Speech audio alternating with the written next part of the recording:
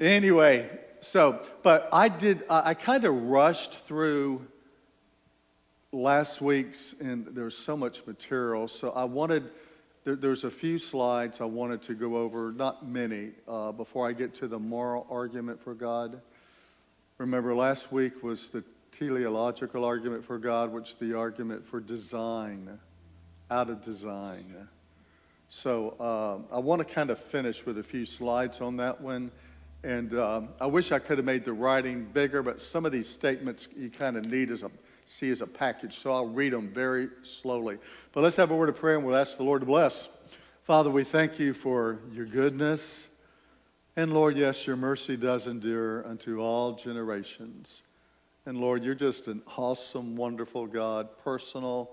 You love us, you care about us. Lord, just bless our time together. Help us to have understanding. Give us clarity of mind, and just bless this time as we go through this presentation, we pray in Jesus' name. Well, amen. Okay, there's a guy by the name of Edward Feser. He's a very, very wonderful philosopher, and it's pretty deep. He's pretty challenging. He's pretty challenging to read. If you've had philosophy, I'm sure it'd be a whole lot easier. And when I say philosophy, I'm not just talking about a course in systematic philosophy like I had. I'm talking about multiple courses in philosophy because there's so many terms you have to deal with. So, but he has some really good statements. I want to read these. And remember, this is the teleological argument. I'm finishing up design. We look at the design, the complexity of the universe, and how well it's put together. And, you know, any design has a designer, and that's kind of the focus of it. So he kind of deals with Thomas Aquinas' fifth way, which we had gone through. But what is that case? At one level, it is extremely simple. The universe is filled with natural regularities. This is uncontroversial. These include the regularities manifested in the biological realm, the way the heart pumps, thus keeping an organism alive, or the way a species is so adapted to its environment that its members can reliably find sources of food, reproduce themselves, and so forth. But Aquinas is not especially interested in these over any others. Indeed, unlike Paley, remember, Paley was the guy who did the watch design deal. You know, if you found a stone or you found a watch, the watch is the one that really gave you the full understanding. You know, that you realize, wait a minute, there's something about a watch that's designed. He says, unlike Paley and intelligent design proponents, he is not for the purpose of the fifth way particularly interested in complexity per se at all. He's just saying that Thomas Aquinas' fifth argument is not really looking at all this complexity stuff of the universe.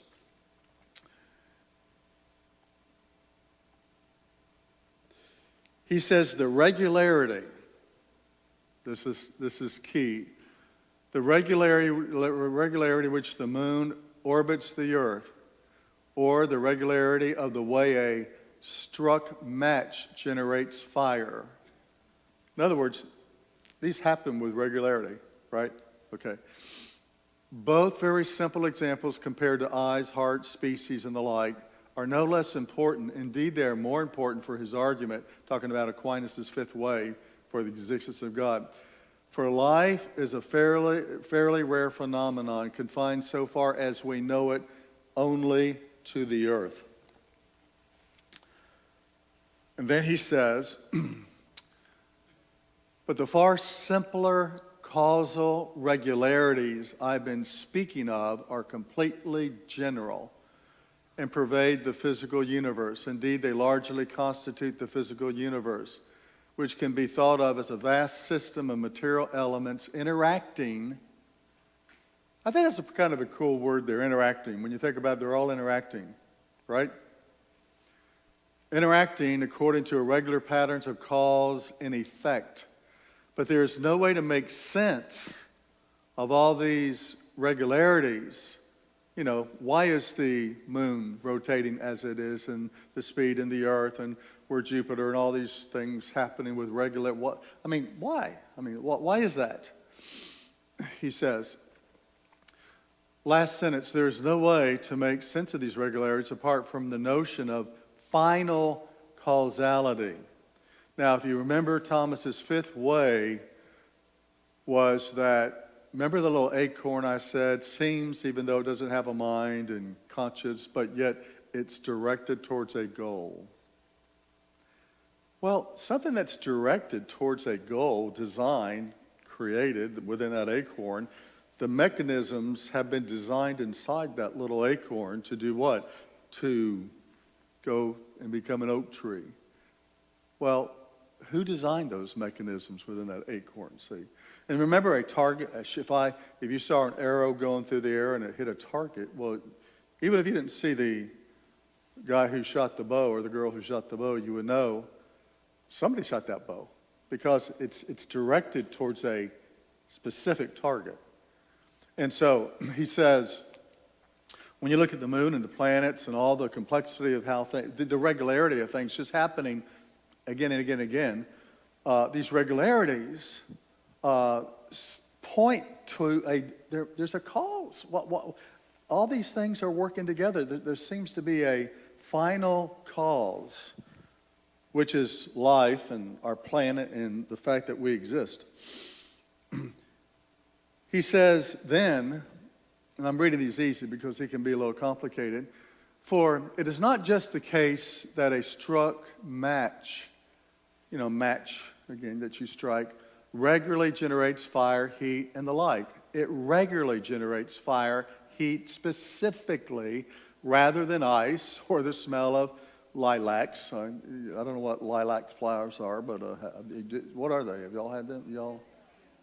They're little tiny white or purple flowers and little big bushes. They must smell good, undoubtedly.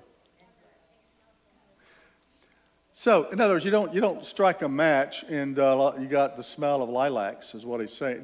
Everything is specific here for a goal, or the sound of a trumpet. Boy, did we hear some trumpets and brass yesterday. My goodness, they were great. He says, again, I'll stay over here for my camera guy here. So, he says, it is not just the case that the moon regularly orbits the Earth in a regular pattern. It orbits the Earth specifically, rather than quickly swinging out to Mars and back now and again, or stopping dead for 5 minutes here and there, or dipping down toward the Earth occasionally and then quickly popping back up. It doesn't do that. So, he says, and is so far and so on for all the innumerable, many regularities through the universe, right? That fill the universe at any moment. In each case, the causes don't simply happen to result in certain effects, but are evidently, inherently directed. That key word directed is so critical. Somebody is doing something, directing it. Direction requires someone behind the direction and intelligence, right? Okay. So, directed towards certain specific effects as towards a goal. A key phrase in his explanation is inherently directed towards certain specific effects as towards a goal. To be directed, again, implies intelligence. In addition, it speaks of design. We look at the universe, so there's direction, there's all these things that are working together. Somebody must have designed these things because here we are just right. Remember the Goldilocks effect I talked about? Y'all remember little Goldilocks went in and, one porch was too hot, one was what? And the other was? And it's called the Goldilocks effect of the universe, that everything is just right. It's on a razor's edge. If it was slightly different, that's fine-tuning. It's so fine-tuned. If it was slightly different, we wouldn't be here. Okay? So directed towards the goal is what we're talking about, directed intelligence, things like this. And then he says, for instance, an acorn is directed to become an oak tree, a grapevine is directed to produce grapes, and things we observe through nature, we see this principle in effect. When something is designed to reach a final goal, it always involves intelligence, planning, reasoning, production of the things so it can reach and attain its purpose for its being created. So, again, all these things are directed. They have intelligence behind them. They have design behind them. I give the illustration that Pam and I go to the beach often, and it's been a while, actually, since we've been there. But we love to go to the beach and maybe eat at the Columbia restaurant. And after we have damaged ourselves, we go and walk. We go and walk on the beach. I can't resist the Colombian hot bread they bring to me. I'm sorry. They bring the bread. They always say, do you want bread? I try to be very, very tough, you know. And I say, yep. So we want the bread. So, but a sunset happens with regularity, right? And happens every day. And people go out there. But what happens every time there's people on the beach, and if it's not a cloudy day and the sunset's going down, well, what happens? Everybody pulls out their little phones, iPhones, or you have people out there with professionals with huge cameras, and they're taking these beautiful sunsets, you know. But it happens with regularity, okay? We see this happening, so something makes this happen. It doesn't just, you know, doesn't decide, hey, one day we're going to be able to see it, and one day it's going to go away, you know. There's regularity, and we love to do that. Let me close out this section with one more quote from Phaser, okay? Now, I think this is a little more difficult quote, but let me read through it slowly. Could such a supreme intelligence possibly be anything less than God? What he is saying is behind all these, behind the design is a designer and intelligence, which is directing everything towards a goal, okay? He said it could not, for whatever ultimately orders things to their ends must also be the ultimate cause of those things. To have an end is just part of having a certain nature or essence. For that nature or essence to be the nature or essence of something real, it must be conjoined with existence. And thus, see, this is a little complicated reading this stuff, but and thus, whatever determines that things exist with a certain end is the same as what conjoins their essence and existence and causes them. So again, we go back. Remember the first session I went to causality, and we dealt with causality again and again, because this is all part of it. He says, but as we have seen, the ultimate or the first cause of things must be being itself. Hence, the supreme intelligence cannot fail to be identical with the first cause, and thus the unmoved mover with all the divine attributes. Okay?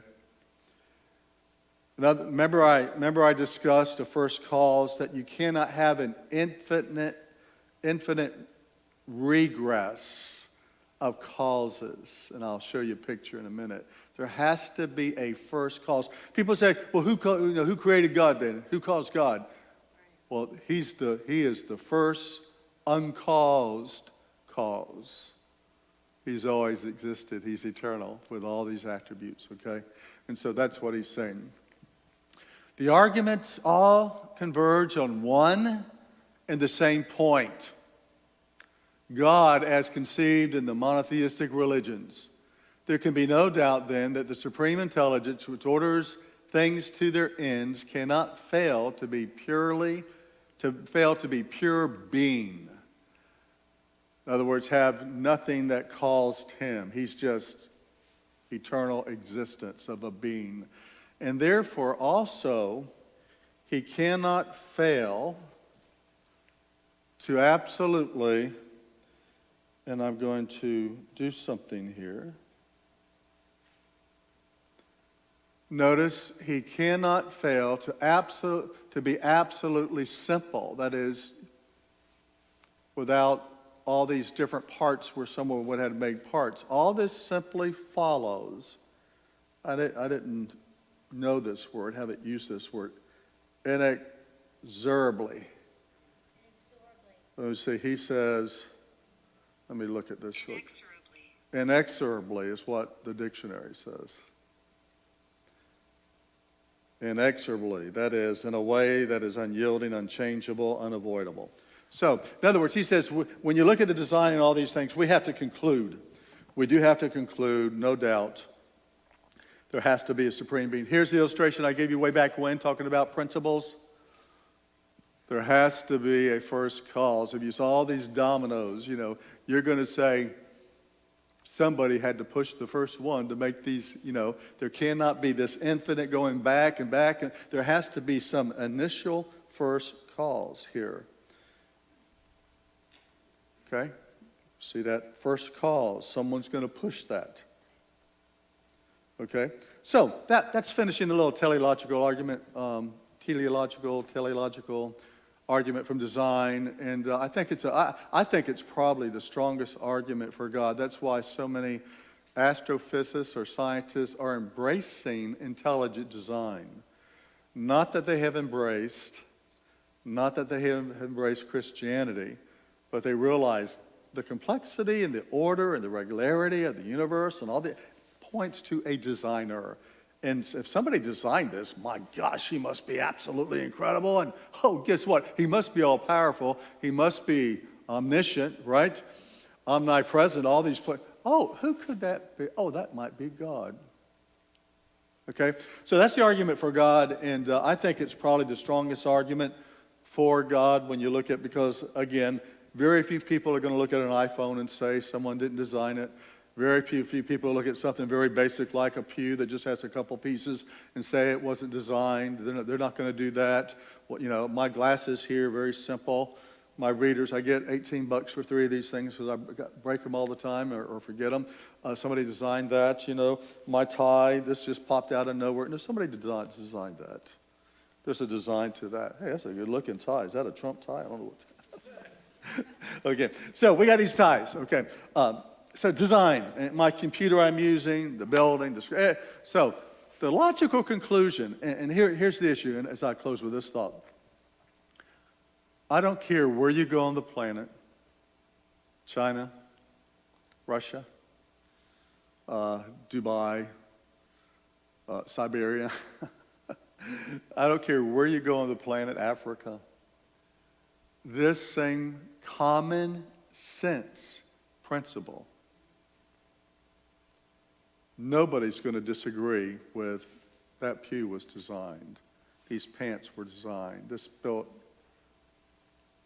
See, so we and remember, we know this through our sense perception. Remember our 5 senses God gives us.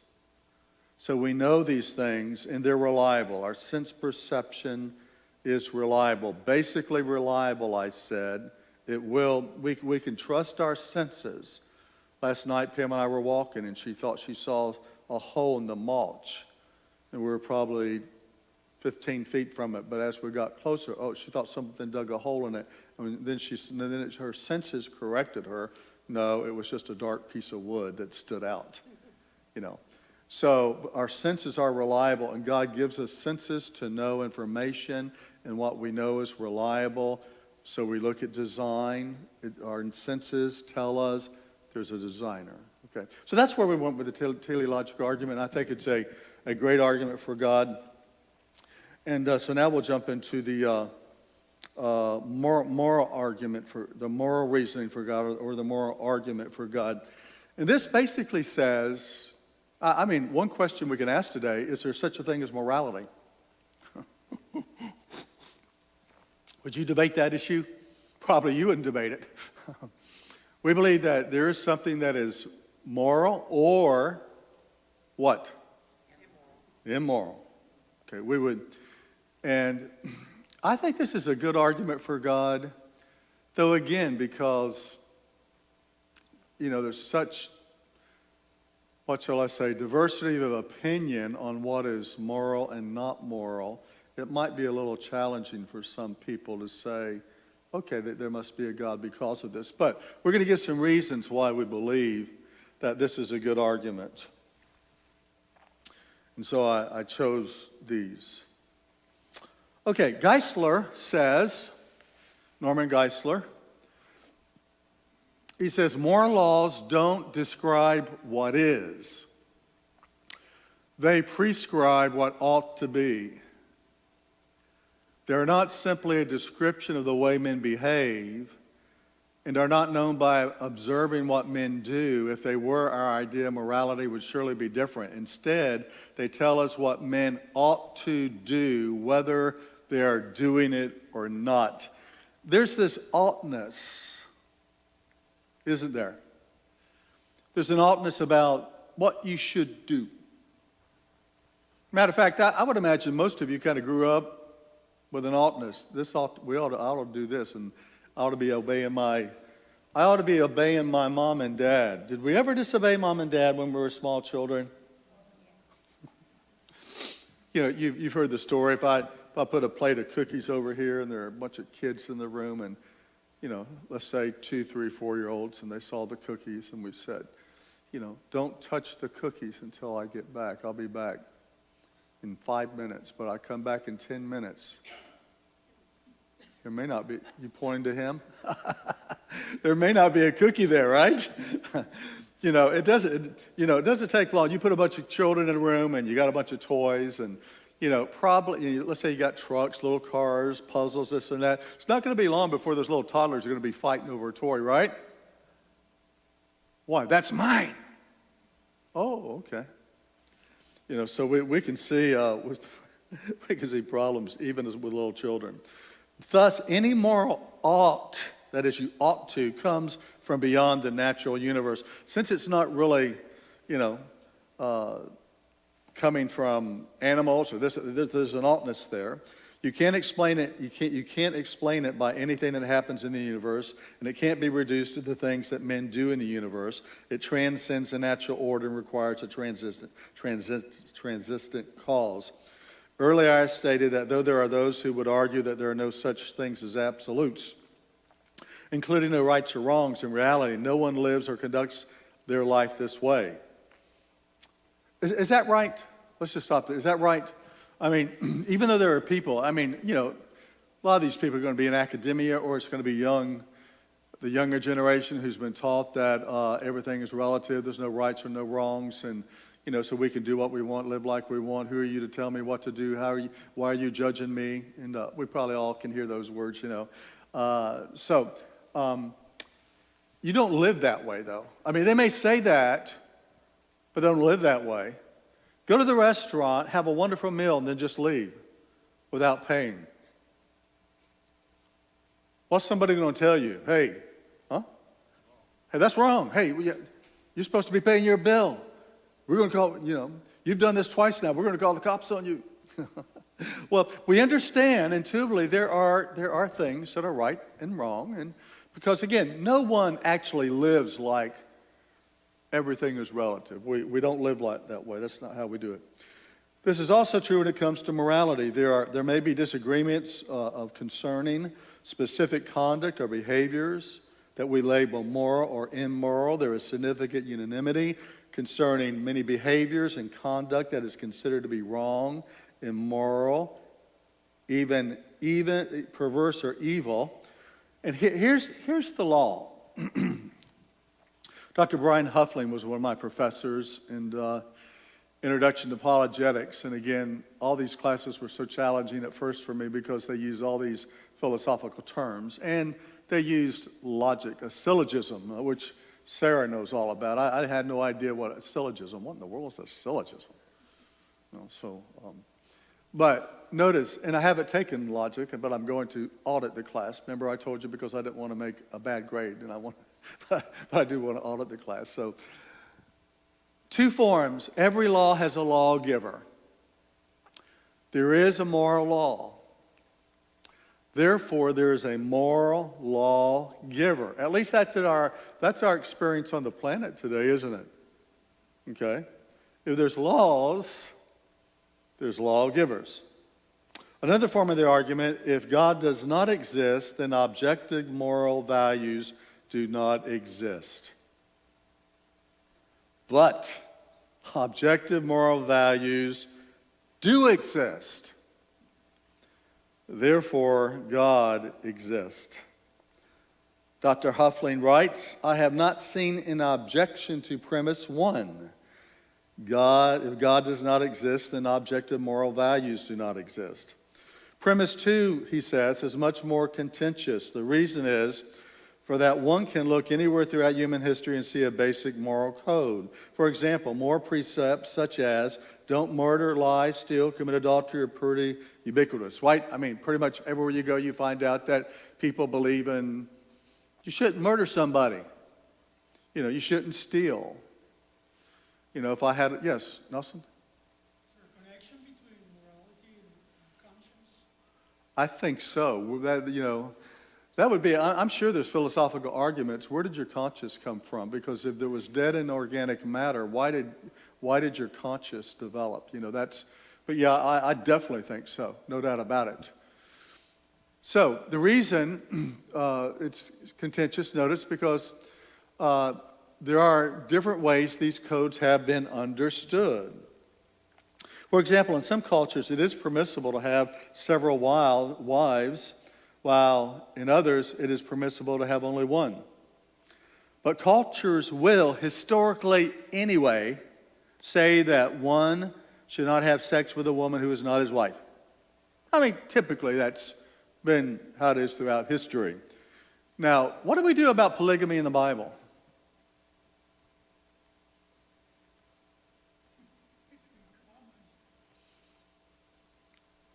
Did the early Mormons have a case?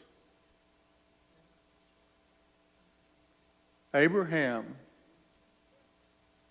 David, Solomon. How many wives did that old boy have? Now, here's the issue. Polygamy was never, ever, ever sanctioned as right or blessed. And matter of fact, every time you see polygamy in the Old Testament, you know what you see? Problems, right? Problems. You know, God slowly but surely, you know, he worked within their culture and their environment. But eventually Jesus said, no man shall leave. Jesus clarified it, one man, one woman. So he made it very clear there's not to be polygamy. And we know that that causes major problems. But, by the way, I would say this. I think once they introduce same-sex marriage, just talking about morality here, once they introduce same-sex marriage, I can make a religious case, I mean, if I wanted to twist the scriptures, for polygamy more than I could same-sex marriage. So I think eventually you're going to see polygamy, you know, this is my religious belief system. Here's the Old Testament. So I think we've opened a big door, and you're going to see it cross many times. So I think there's some shows that have some of these crazy things happening, right? I've seen commercials anyway for that. So, but both arguments hinge on the objective nature of morality. While some people will argue there is no such thing as an objective morality, such a view is hard to consistently maintain. That's the key. For example, it's hard to maintain that the Nazis were not objectively wrong, or that rape is not objectively wrong. I mean, almost everybody's going to say wrong, right? The moral argument says that there must be a transcendent cause to explain the objective nature of morality. If it's objective, it can't be explained from within the human race. Evolution can't explain the objective nature of the morality either, even though atheists maintain that it can. If evolution is invoked to account for it, notice it should be pointed out that such morality could only be egotistic or utilitarian in nature. It could never be objective, only useful. Here's what the evolutionist or the atheist says. Well, you know, as man evolved, they had to develop moral codes just for their survival. That may be true with some things like murder, or, you know, but not for adultery. not for all the promiscuity, not for many of these things. So again, I certainly would not agree with that. When one delves deeply into some of the arguments against theism, like the moral argument for God's existence, it is interesting that in the real world, they are never really fully embraced or lived out. If we were to walk into a restaurant, I just said, gave this illustration, you took somebody's phone, this is my phone now, there'd be an immediate reaction, I mean, if I walked into, let's say I'm walking the mall and I see someone over here and I can tell this person's fairly wealthy and she has this very nice purse and I reach over there and, excuse me, ma'am, that's mine. Do you think she's going to think I'm wrong?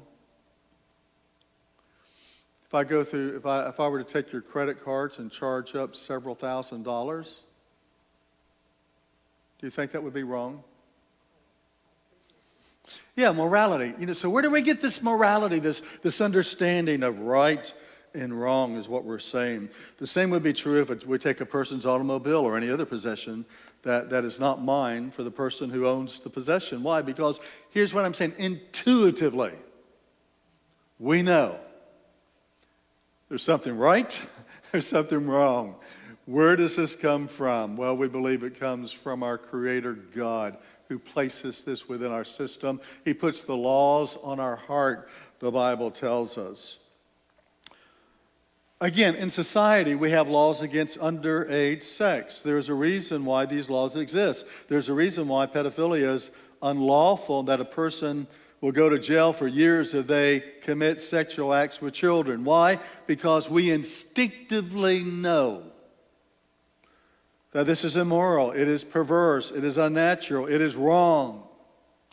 By the way, I don't know if you know this, but if you do reading and do some studying, you'll find out that there's a big push for children and underage children to try to overturn some laws that this can be acceptable.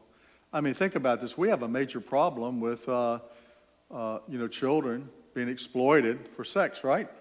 I mean, and sadly, I think America is the leader. Well, you got the money, right? And a lot of these children, what do they have now? 250,000 children that have come here to this country, the border. They have no idea where they are. So, I mean, listen, intuitively, I mean, I would not want to murder somebody, but I can tell you this, if someone took my grandchildren, boy, I tell you what, I would be an angry papa bear, right? I mean, no telling what you would do in that situation. I'm just pointing out that people who say that morality, all things are relative, depends on the situation. No, there are very absolute moral principles is what we are saying. So where does our moral conscience come from, if not from the transcendent lawgiver who has written these laws of morality upon our hearts? If humans are nothing more than now watch this statement. If humans are nothing more than a mere fluke of nature, an accident that happened through millions of years of change, why would inorganic matter develop a moral consciousness along the way? That's kind of to your statement, Nelson. We are there. Why are there so many moral laws that are universally agreed on? Regardless whether you're religious or not, you've got these moral laws within you. If human beings know innately that certain behaviors are immoral and wrong, why do we come to these conclusions? Could it not be that the moral lawgiver who created the cosmos and all life within it, created human beings with a knowledge of good and evil, an understanding of what behavior and conduct is right and wrong, moral and immoral? Well, I think that's a pretty valid conclusion. If our existence, though, is nothing more than an accident of millions of years of evolution, transformation, why did consciousness even develop, more significantly, a moral conscience? Let's remember, did we come from space dust? A moral conscience. How was that developed? God, right? We are created in the image of God. We've got His DNA, right? So again, we're going back to the fact that we have this moral consciousness. So we're going to say we believe God gave that to us. Theists believe God, who is holy, righteous, sinless, pure, created us with the ability to know what is moral and immoral because we are created in his image, is what you were saying. Then God said, let us make man in our image, after our likeness, and let them have dominion over the fish of the sea, the birds of the air, or the heavens, over the livestock, over the earth, and over every creeping thing that creeps on the earth. So God created man in his own image, his own image. Notice in the image of God, he created him, male and female. He created them. Male, female, again, two different sexes, such a gender. So we are created in the image of God. So here we know and understand good, evil, right, wrong. But by the way, and I'm not being political here. I don't want to be political here. I'm not trying to be, but I'm just saying, I personally believe regardless of what you think about President Trump, had he not won, the direction, the moral direction of our nation, it's already plummeted, but because there's been no restraints on any behavior. I mean, when we're talking about having to defend boys going in girls' bathrooms, men, they're in Congress, something's not right. Yes? The reason I believe that God set up moral laws as far as abuse of children, etc., or having them engage in sexual activities before a certain time is because their bodies were created to handle it.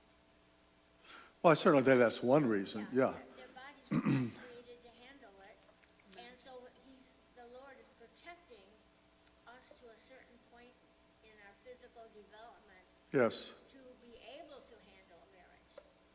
Yeah, so what she's saying, let's face it, a 10-year-old, 11-year-old, 9-year-old, 8-year-old, whatever, they're not physiologically able to have children, right?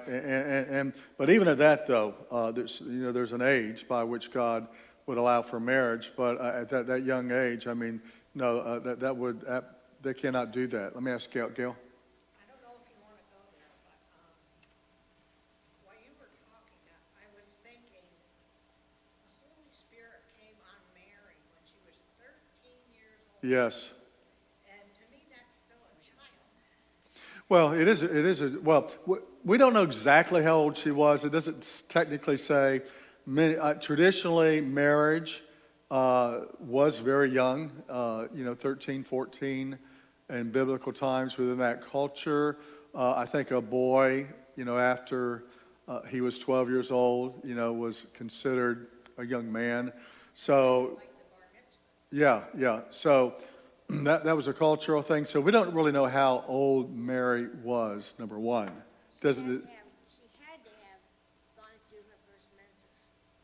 Well, I don't yeah, that's beyond me. Yeah,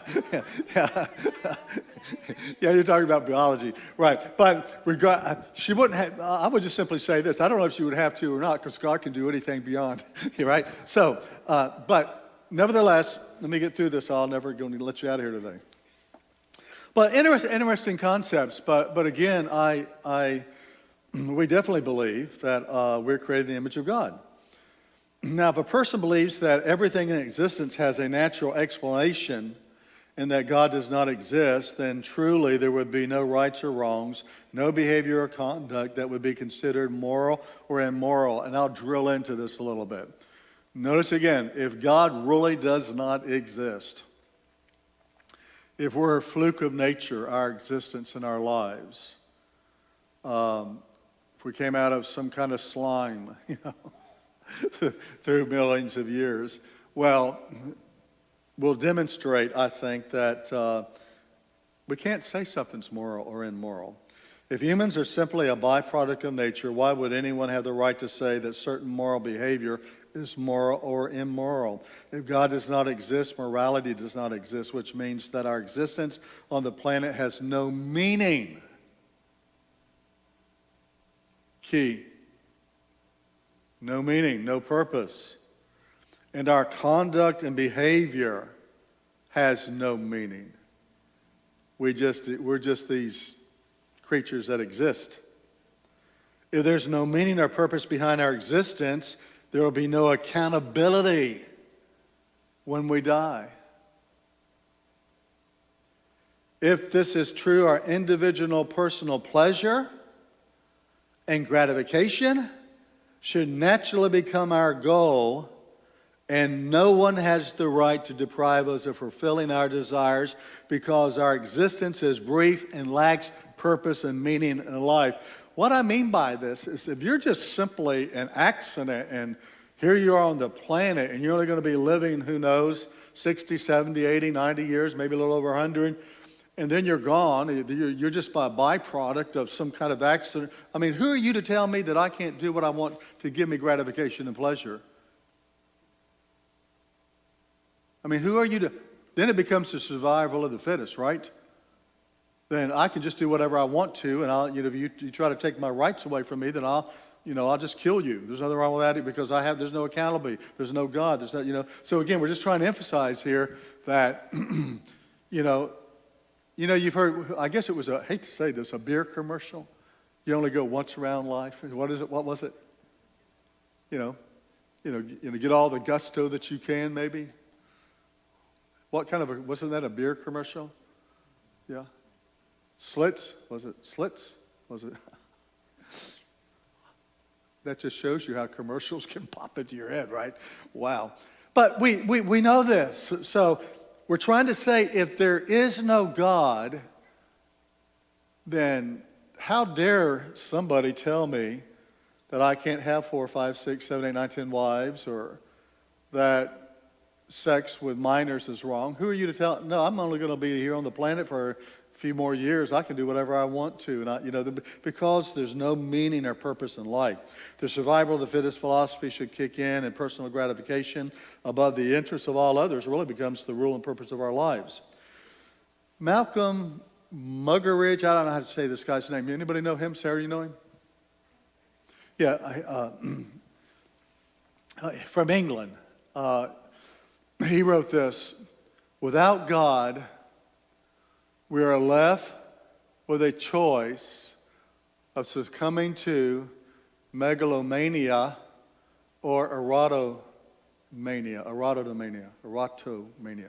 In other words, excessive sex, whatever you want to do, everything goes. And isn't that kind of where we see our culture was going because no God? Don't tell me I can't fulfill my pleasures. There's no God. Who are you to...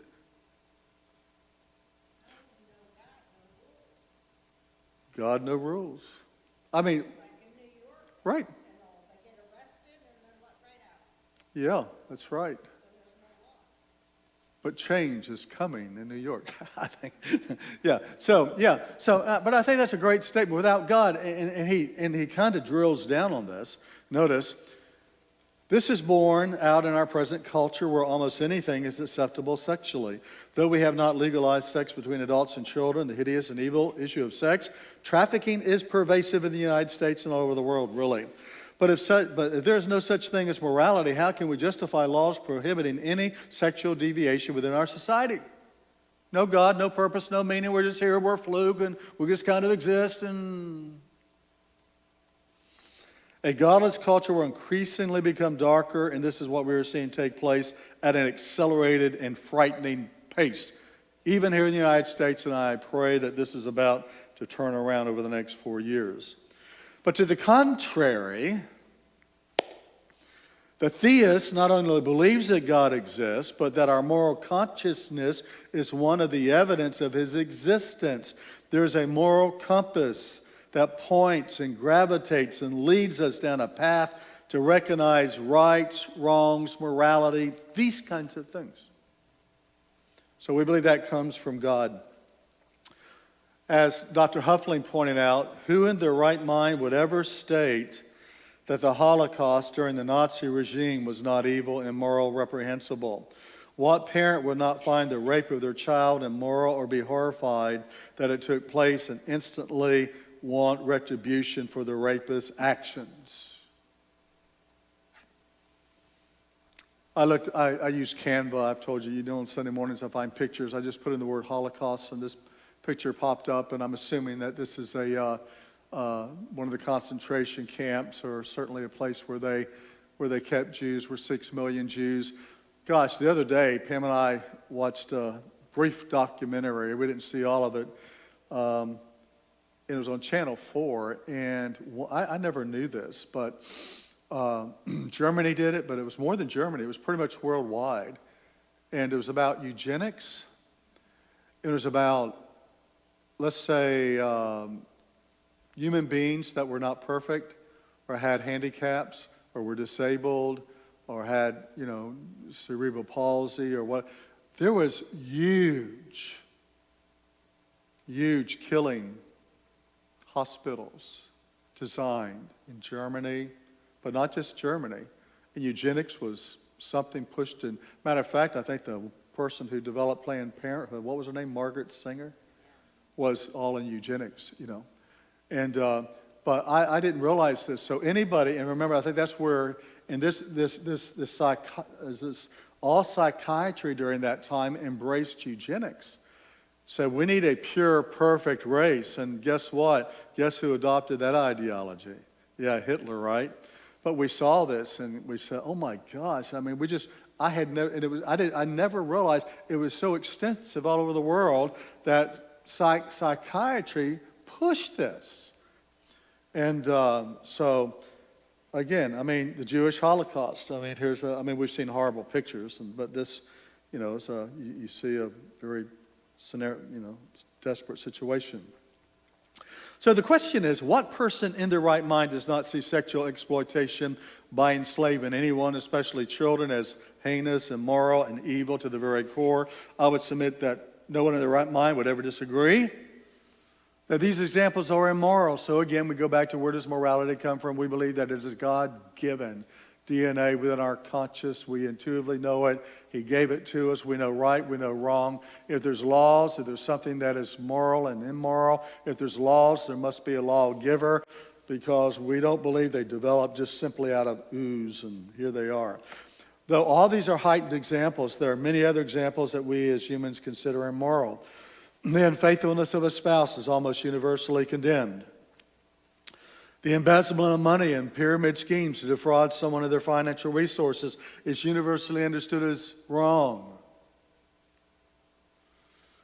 Inflicting pain and suffering on prisoners of war is universally condemned. Robbing a bank, even if it's done for pursuit of survival for food and the necessities of life, is considered wrong. And those who do it, when caught, will be locked up behind bars for several years of their life. Physical abuse of any person is considered immoral and is not tolerated. As a matter of fact, if you inflict pain and suffering on an animal, if I go down and disturb turtle eggs, I'll be in jail. I have to pay a big fine. But yet, somehow, we can say that going into the sacred womb of a mother doesn't make sense, does it? So again, I mean, all these things we would say would be wrong. Again, I could go along with many examples, but these should suffice to substantiate that there is an intuitive sense of what is right, what is wrong, what is moral, what is immoral. So what is the answer to such moral awareness and consciousness in human beings? Well, the naturalist, by the way, the naturalist says this is all there is and ever will be. This is in the natural world. There is no God or gods, etc. Okay, the naturalist, this is all just accident. So the naturalists may say that we have developed for pragmatic reasons alone, that is, having a moral standard pragmatically advantageous for society to function, thrive, and to advance. In other words, it is everyone's best interest to have laws for the vast majority to exist peacefully, to prosper. But does this really answer the questions? Why? There's morality. When one does make a moral choice, unless one lacks a moral conscience, Nelson, there's a deep sense of shame and guilt. Even as a child, if we did something wrong, we knew we crossed the line. Even before somebody told us, right? And we sensed shame, a little bit of guilt, and we knew that we had done something that was wrong. We have this, even as a little child, we certainly understand this. Thus, the attempt to hide or conceal this action, because intuitively there's that awareness. Notice again that the action or conduct was wrong, given a child stealing a cookie. will try to deny and seek to hide it. I don't know, it just happened to find its place under my pillow. Mom, I didn't put it there. I don't know where it came from, that chocolate cookie. Notice, theists call this inner awareness of right and wrong as proof that there is a lawgiver. Theists point to the lawgiver as being God, and that wrong or immoral behavior is violating the lawgiver's gift to humans, having a moral consciousness, but this wrong or immoral conduct is viewed in the lawgiver's eyes as sin. In addition, his laws are intuitive. We know this, and again, everybody really knows this. Now, C.S. Lewis, by the way, he used to be an atheist. Did y'all know that? Y'all probably knew that. Another British, writer. Maybe you've read some of his books, Mere Christianity and things of that nature. Some say he gives the best argument for the moral argument. So let's just look at this in pieces. C.S. Lewis, there must be a universal moral law or else moral disagreements would make no sense, as we all assume they do. We assume that. All moral criticisms would be meaningless. If there's no universal moral law, then we can't really say the Nazis were wrong. It is necessary to keep promises or treaties. We all assume that it is, but we wouldn't be able to say that if there wasn't really a universal moral law. We would not make excuses for breaking the moral law, as we all do. I remember when Pam and I were in ministry, driving buses for a church. We had a bus ministry. Y'all remember bus ministries? Did anybody ever ride on a bus as a child to go to church? They were very popular at one time. There's a church in Hammond, Indiana, Independent Baptist Church. They had hundreds and hundreds of buses, They picked up literally thousands of children. Well, Pam and I drove a bus, and so I was in Bible college, and I was on my way. It was a Sunday. It just happened to be my birthday. And we're, as young people typically are running late, especially today. I was running a little late and had to really get to Mulberry real quick. We lived in Lakeland. I had to get to Mulberry real quick. And the speed limit was about 35, and Pam and I were, I don't know what I was doing, but I was driving quickly because I didn't want to be late to pick up the kids. I had to get in the bus and get it going and get on our route. Next thing I know, hear siren, blue lights, pull over. And this little road here, was again, 30, 35 miles an hour, and I said, I was hoping he'd see that it was my birthday and extend grace. But here's the worst case scenario, because I drove that road often. I said, officer, if I get this ticket, this is going to be my 4th ticket, and they're going to suspend my driver's license. Well, son, you should have thought about that before you were speeding. So I was law breaking, and so the bottom line is, I wanted to make the excuse that I was driving a church bus for our church, but I thought that would not be a good testimony, right? But we all make excuses. But no, here's his second point, C.S. Lewis. But a universal moral law requires a universal lawgiver, since the source of it, 1, gives moral commands as lawgivers do, B, is interested in our behavior as moral persons are. Further, the universal lawgiver must be absolutely good. Otherwise, all moral effort would be futile in the long run, since we could be sacrificing ourselves for what is not ultimately right. And then the source of all good must be absolutely good, since the standard of all good must be completely good. Fourthly, therefore, there must be absolutely a good moral lawgiver. That's C.S. Lewis, and he's a philosopher, and he's a very, very, very deep thinker. But man, he had a profound influence in Christianity. So, y'all look tired. Take a break and get you some coffee.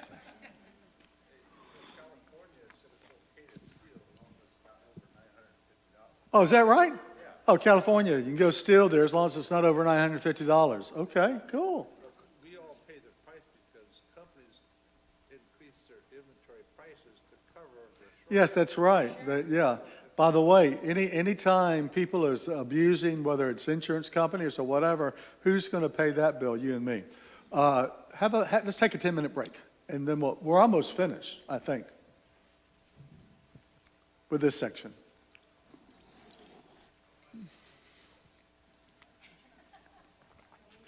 Your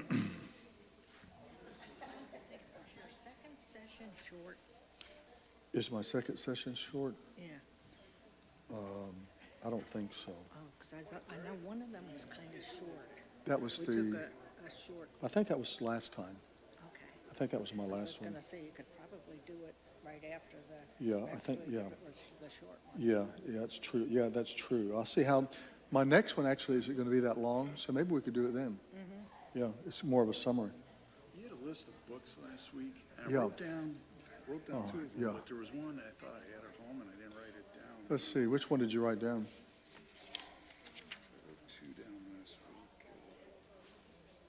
Ones I don't have enough faith to be an atheist by, Darwin's Black Box by Mike, oh, yeah, Bay. and then there was another one. But it was a book that I've heard before, so it must be something that's common. What I'll do is I'll give my paper to everybody who wants it, and I'll highlight in yellow the books that I think would really be good for, the average person to read. Yeah, because it was, when you said the title, that's why I didn't write it down, because I thought we had it at home, and my wife had just Yeah. wrote it. It must have been like that. Oh, I know what it was. It was maybe The Creator of the Cosmos. Yeah, Yeah, by U. Ross. By U. Ross. The Creator in the Cosmos. Yeah, that's a great book. He did. Oh, let's see. Yes.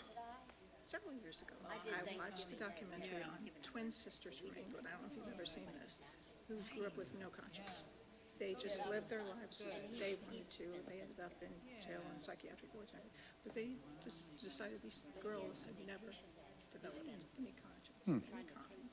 And they were totally immoral. And I wonder if you're gonna get hit with something like that, that there are examples Yeah. of human beings who live without a conscience. Well, I don't know. I've not read that. I mean, I guess someone could. I guess you could say that. But I guess my answer is okay. Maybe there was some deformity within the brain or whatever that caused that to happen. Something that's not wired correctly. And then I would come back and say, but universally, 99% would agree. I was just wondering if that view would be that, Yeah. well, yeah, they were almost demon controlled as opposed to Yeah. having no conscience. And again, we'd also have to probably know more about them and what all happened with them and what their I'm gonna see if I can find that. what their upbringing was. Stunning documentary, Yeah. books on them, Yeah, and what their case study. wow. I remember when I was getting my master's,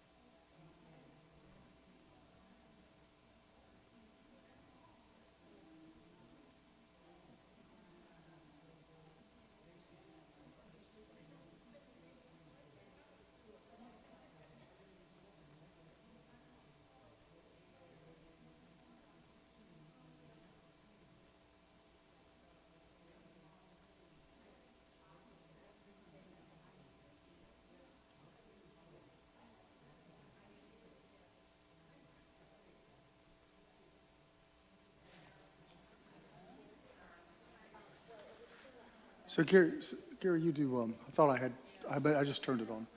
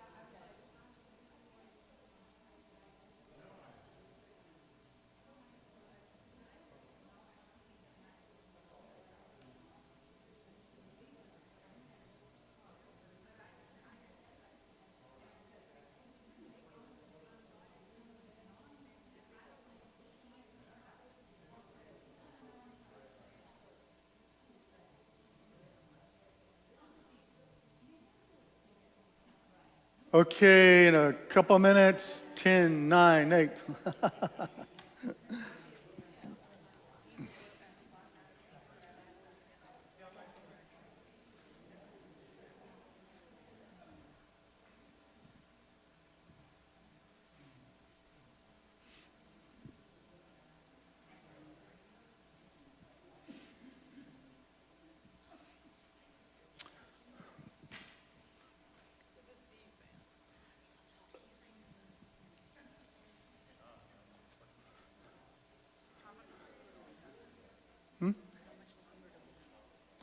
Probably 30 minutes. How did the story Hmm?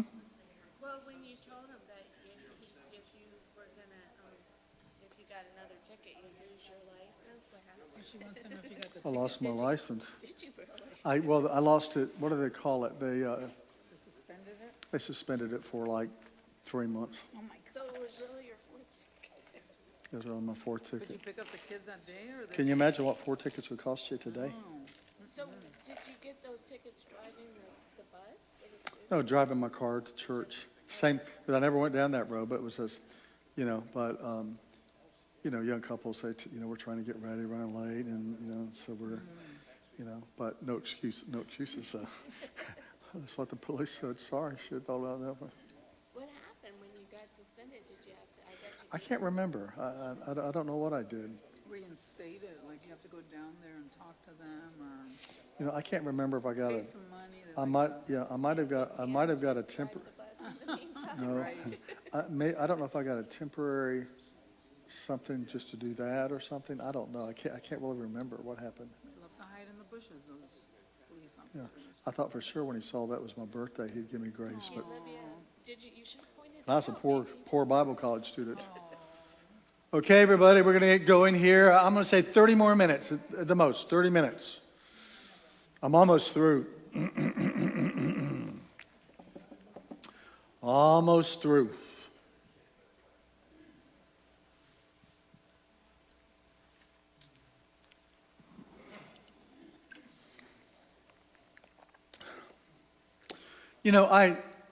I think the moral argument is a good argument for God's existence, but not everybody's going to embrace it. That's why I think the cosmological and the teleological are the strongest arguments for God, but I think it has a place, Okay, you won't be able to read this, but I want to read it to you. This is another quote from C.S. Lewis out of Mere Christianity. He says, just how I had got this idea of just and unjust. He's talking about how he came to believe in God, and, because he was an atheist and very, very brilliant, all that kind of stuff. So, he's telling us how he kind of came to the conclusion of God. This is just I'm sure there's a lot more that he says, but just how I got this idea of just and unjust. A man does not call a line crooked unless he has some idea of a straight line.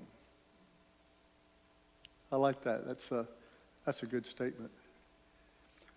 What I was comparing this universe, when I was comparing this universe with, when I called it unjust, in other words, he looked at the universe, maybe he thought it was unjust and there was no God or whatever way before. I'm surmising because I haven't gone back and read the book.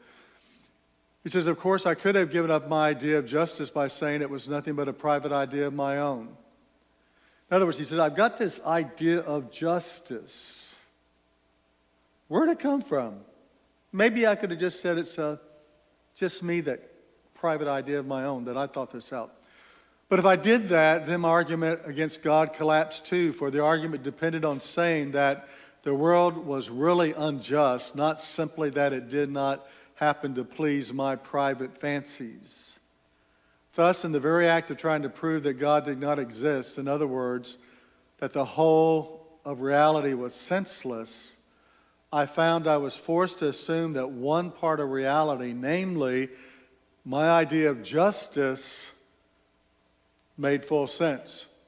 And so, slowly again, I haven't really read a lot on C.S. Lewis. I will eventually, but he understands that there's this idea of justice that had to come from somewhere. If there's how do you know there's a crooked line, but there must be a straight line? How do you know there's justice without knowing there's injustice? So he says that concept of justice must have come from somewhere. He says, rather than disproving a morally perfect being, the evil in the world presupposes a perfect standard. One could raise the question as to whether this ultimate lawgiver is all-powerful, but not whether he is all-perfect. For if anyone insists there is real imperfection in the world, there must be a perfect standard by which this is known.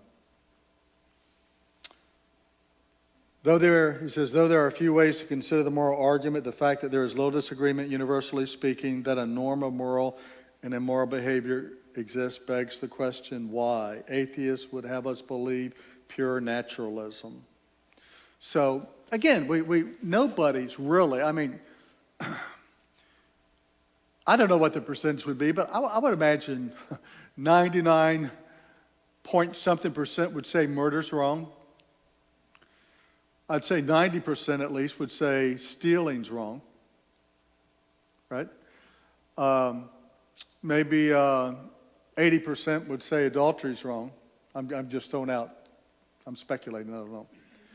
But I'm just demonstrating that there is a universal concept of right and wrong morality here is what we're stressing. So, if we were to deny the supernatural, embrace naturalism, that all things are, this is a long sentence. I think I wrote this sentence.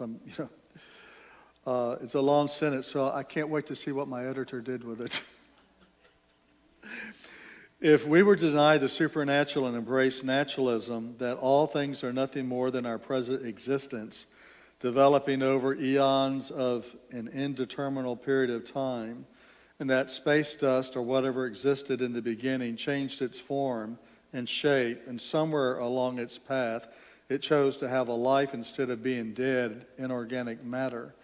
And somewhere along its journey it developed a consciousness by which it developed a sense of right and wrong, moral and immoral. Then we would be forced to conclude that not only does God not exist, but right or wrong, moral and immoral are simply ideas that somehow developed for our survival. Yeah, I'm sure she'll correct that sentence, but bottom line is I'm saying if all it is if everything is just some, again, fluke of nature, and God does not exist, there's really no way you can say. Because who becomes the authority to tell you what's wrong and right? You know, other imperfect human beings? I don't think so. The question is, just how logical, reasonable, or probable is this, that long sentence I just gave you? I'm not talking about grammar. I'm just talking about the ideas inside the sentence. Who can really look at that sentence and say, is that really logical, reasonable, probable? The theist says this is radically improbable. But if you prefer not to believe in God's existence, then this becomes your only choice.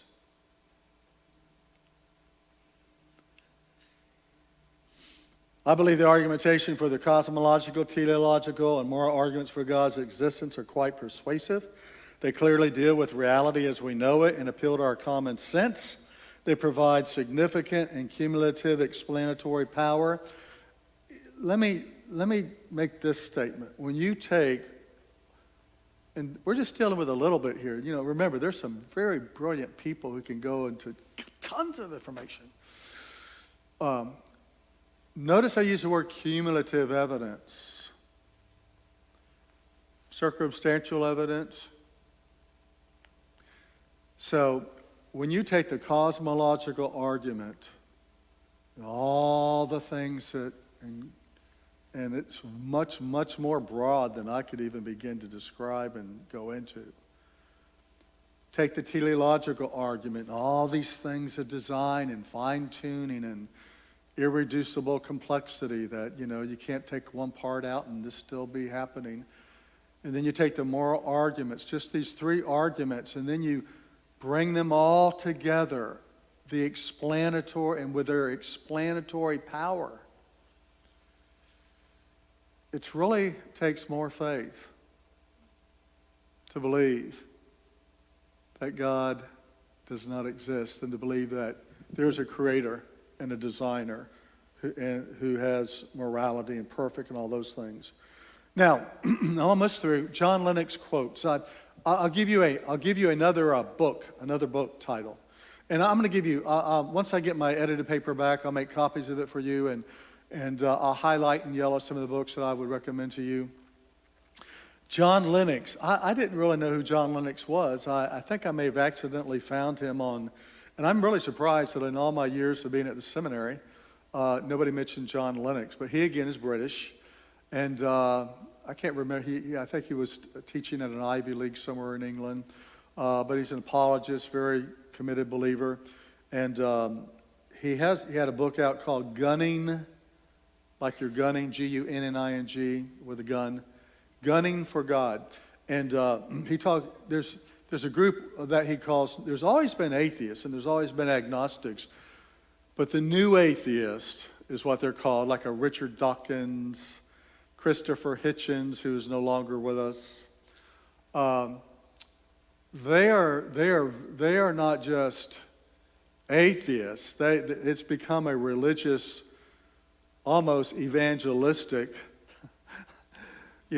ideology for them to go around promoting and trying to persuade people not to believe in God. They're very, very, very angry, bitter people. And so he writes a book kind of defending theism, the belief in God, against some of their very, let's just say, mean and foolish kind of statements. So I'm just going to give you a couple of quotes out of John Lennox. And this book, by the way, I think is fairly easy to read. I think it's fairly John Lennox's book. By the way, you go to YouTube and watch him too. He's great. He's really great. Imagining that philosophy is dead, what happened? Some of the atheists and some of the scientists said, philosophy is dead because why have any philosophy? Because we're all here by accident. You can't philosophically reason or use logic to prove there's a God or whatever because, they tried to say philosophy was dead. Now, I'm sorry about this. I'm going to read this very slow. Okay. This would be one of the more difficult things I read, okay? Take, for instance, Hawking's. You've heard of Stephen Hawking's. He is dead now, physicist. Hawking's key assertion, quoted above in some other material that he writes, because there is a law such as gravity, the universe can and will create itself from nothing. That's what Stephen Hawking said. Lennox says, clearly he assumes that gravity, or perhaps only the law of gravity, exist. That is, not nothing. That is, to create let's say you say only the law of gravity exists, and so the universe created itself out of nothing. He says, wait a minute, gravity's not nothing. Somebody created that. The way I read it. Clearly, he assumes that gravity, or perhaps only the law of gravity, exists. He says that is not nothing. Gravity, in other words, is something. So the universe is not created from nothing. He says, worse still, the statement, now be careful here, let's listen carefully. The statement, quote, the universe can and will create itself from nothing, is self-contradictory. If I say X creates Y, this presupposes the existence of X in the first place in order to bring Y into existence, right? If I say X creates X, I presuppose the existence of X in order to create and to account for the existence of X. To presuppose the existence of the universe to account for its existence is logically incoherent. It's not rational. Remember the law of non-contradiction that we dealt with in the very beginning.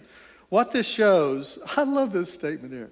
What this shows is that nonsense remains nonsense even when talked by world-famous scientists. It also shows a little bit of philosophy might have helped. So what he says, guys, I don't care how many degrees is behind somebody's name or how brilliant they are in physics or whatever. That doesn't make sense. Okay? And he says, I don't care how many PhDs they have, or you're Stephen Hawkins and you're some great, brilliant mathematician. That defies logic, is what he is saying. So, and I love the book because he had so many good quotes, and that's how I'm finishing up. He says, the point here is that the laws of physics can explain how the jet engine works, but not how it came to exist in the first place. A jet engine. Laws of physics don't explain how the engine came to be in the first place, though laws of physics exist. It is self-evident that a jet engine could not have been created by the laws of physics on their own. The task needed the intelligence of creative engineering, work of Whittle. It says, come to think of it, even the laws of physics plus Frank Whittle could not on their own produce a jet engine.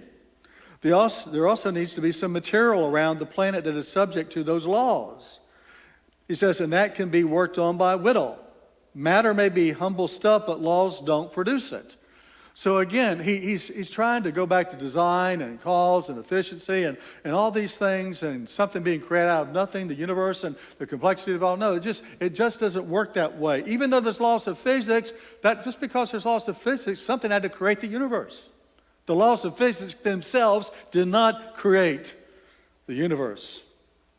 However, the idea of a theory or physical laws bringing the universe into existence does not make sense. He says, or am I missing something? Scientists expect to develop theories involving mathematical laws that describe natural phenomenon, but notice, and have done so with spectacular success. However, the laws that we find cannot themselves even cause anything, let alone create it. So he says, gravity's not going to create the universe. Stephen Hawking says, well, there had to be gravity. Okay, well, he says, and then the universe came out of nothing. He says, no, wait a minute. Who created gravity? Where'd that come from? I mean, so these are the things he's trying to, if I'm understanding this correctly, I'm a novice here to explain. He says, look around the world, all things. Now, and I think this is me, going back to me here. Look around the world at things, all things, leave none out. Which ones came into existence from nothing? Name one. It cannot be done. Now, I think I mentioned to you, there's some kind of something in quantum physics or something, which I have no idea. I can't explain all this stuff, but there was an experiment done that showed, I'll be right with you, Nelson, don't let me lose this thought. There was an experiment done that some kind of particles came out of, were created out of nothing. But the problem is someone had to design the experiment and put all this stuff to make these things happen out of nothing. So it didn't just come out of nothing. Someone was involved in doing the experiment to make it happen. Nelson? You say it doesn't make sense, and I always wonder, does it make sense? That was given to us by God. What sense, doesn't make sense. That sense was given to us by God. Well, what I would say, the sense we have comes, going back to the beginning when I first started this, through our sense perception, that God gives us senses to understand, and He gives us rational. I think part of being created in the image of God is He gives us the ability to use reason and logic and know what is a contradiction, know what is reasonable, intelligence. So we know these things. So the sense that we have is given to us by God, our Creator, in which He also gives us all these sense perceptions and the ability to have intelligence to know and create and plan in these things. So, yes, so again, I'm just saying nothing comes from nothing. Yet people with brilliant minds want to believe this. Nothing comes from nothing, but people, listen again, with PhDs, numerous books behind their name, brilliant when it comes to math and maybe knowing knowledge that is factual knowledge.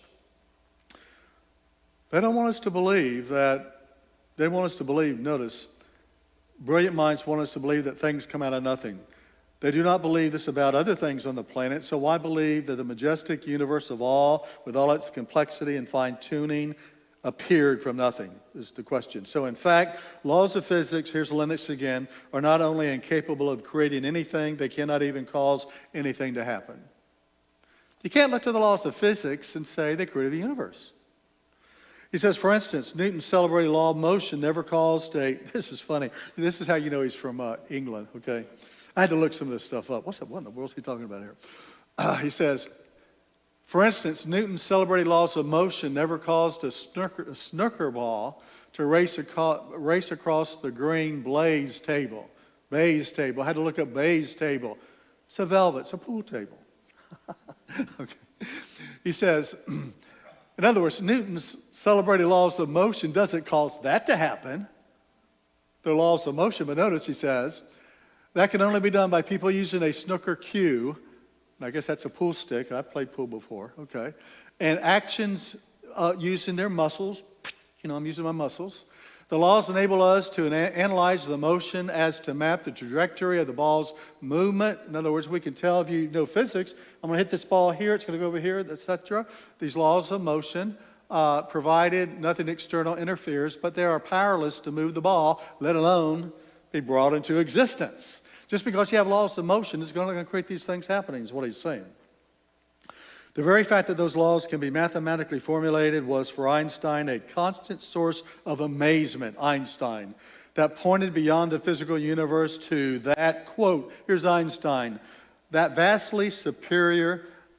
spirit vastly superior to that of man. So Lennox quotes Alan Sandage. I don't know if I'm pronouncing that guy's name right, but widely regarded as the father of modern astronomy. Discoverer of quasars, something difficult, and winner of the, I'm not sure how this guy's, Crawford Prize, the astronomy's equivalent of the Nobel, is no doubt his answer. Quote, this is the modern guy of astrology. I find it quite improbable that such order came out of chaos. There has to be some organizing principle. God to me is a mystery. But it is the explanation for the miracle of existence. Why there is something rather than nothing. So this guy's even saying, something don't make sense. Moving to the theological argument, Lennox quotes, our universe and its laws appear to have a design that both is tailor-made to support us and, if we are to exist, leaves little room for alteration. That is, any little changes in the universe. That is why that is not easily explained and raises the natural question of why it is that way. The discovery relatively recently of the extreme fine-tuning of the universe, which we've already discussed, of so many natural laws could lead at least some of us back to the old idea that the grand design is the work of some grand designer. That is not the answer modern science. Our universe seems to be one of many, many with different laws. We don't believe that. Almost through. Here's a quote from Lennox, teleological. One of the great ironies that is not faith in God is in general, in Christianity in particular, is that sit ill with rationality and science, they say. It is the American atheism ought to feel uncomfortable with their presence. By its reductionist explanation of all aspects of the universe in terms of unguided natural processes, the new atheism cuts off at its very root the very rationality on which science rests. In other words, science says all these things have a rational explanation, all the things in the world, this and this, but they want to say the universe has no rational explanation. On what evidence do scientists base their faith in the rational intelligibility of the universe? Here you got a guy, and I'll try to pronounce his name slowly. He's a Russian novelist. I had to look him up. Fyodor is what one pronunciation said. Dostoevsky. Say that again? Yeah, Dostoevsky. If God does not exist, what does it say? And if you really look at this and follow this, so I said to somebody earlier, if all you think you are is an animal, then you're going to act like animals. And we got a world that has basically expelled God from schools and education, and we're wondering why we're having such challenges in the state. Yes, Nelson? Is it fair to say the laws of morality and common sense common sense was prophesied because in the end times that is going to be lost. Because there's going to be justice. Going to be lost. The morality is going to be lost. It's prophesied Oh, the end times. yes, yeah. Well, in a way, yeah. I guess, yeah. He's basically saying, does that not show where prophecy says in the very end times, it does talk about lawlessness, and it talks about, really doing things against nature and everything else. Romans 1, things like that. So yeah, I think the scripture does basically say yes, in the end time that's going to happen. This Russian was not arguing that atheists were incapable of moral behavior. Question, are atheists capable of moral behavior? Yeah, they can do some moral behavior. He says, we're not saying that would be slanderously false. Indeed, many who claim to be Christians are at times put to shame by their atheist neighbors.